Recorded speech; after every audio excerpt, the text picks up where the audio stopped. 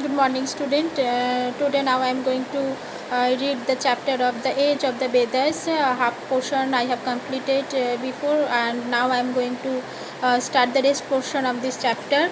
Up to Inam Gaon, a Chalcolithic settlement. Up to this, we have completed the part.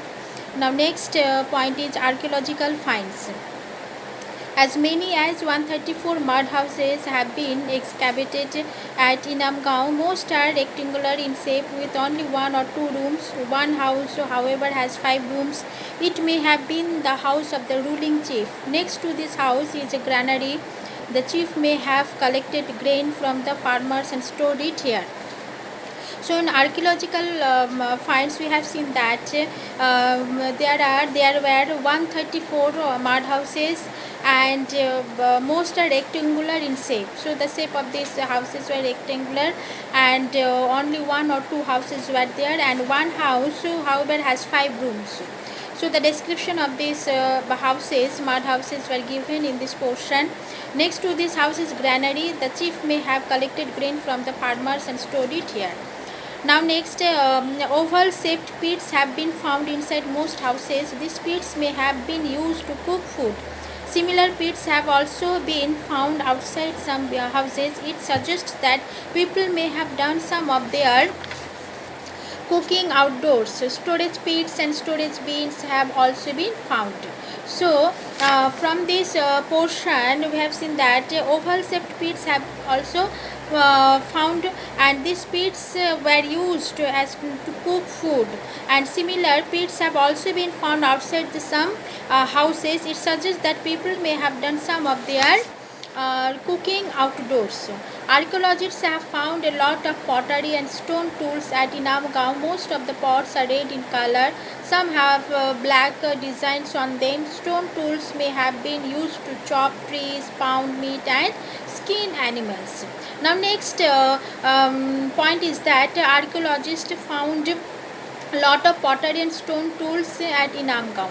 So at Inamgaon, the different types of tools were discovered, and these tools were pottery and stone made tools, and most of the pots are red in color. So the color were red, some have black designs on them.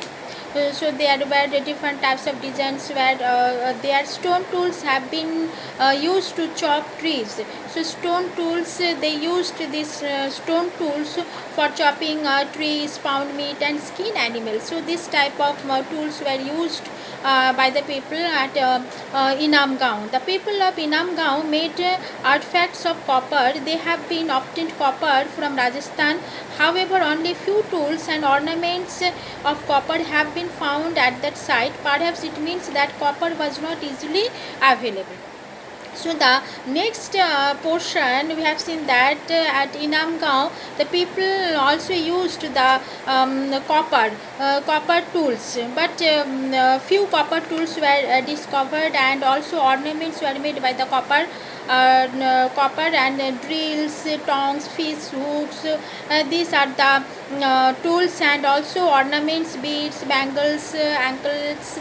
So these were the ornaments made by the copper. So that period, we have seen that the people knew the using of the copper tools and also the ornaments.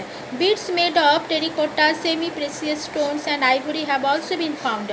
Some beads are made from seashells. This suggests that the people of Inamgaon traded with people in other parts of the country. Numerous terracotta figures have been found at Inamgaon. Some had been baked and hardened in clay ovens. Some of the animal figures may have been tossed, while others may have had religious significance. Many figures of the bull have been found. People probably worshipped the bull.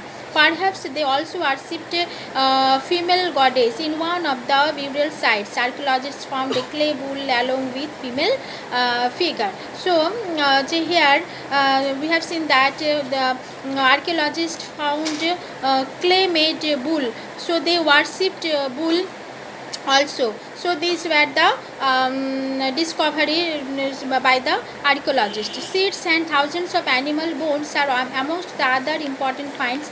These give us an idea of the kind of food that people ate and how they obtained it. Crops such as wheat, barley, lentils, peas, gram and beans were grown.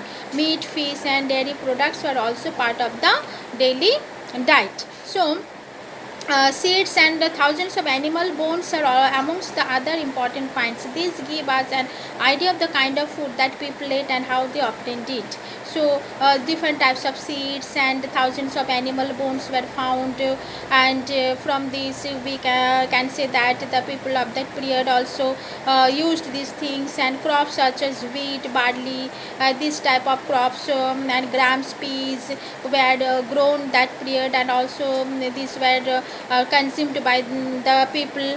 Fish and dairy products were also part of the daily diet. So from this portion we can say that the people of the Inam Gaon, what type of things they used, and what type of house they made.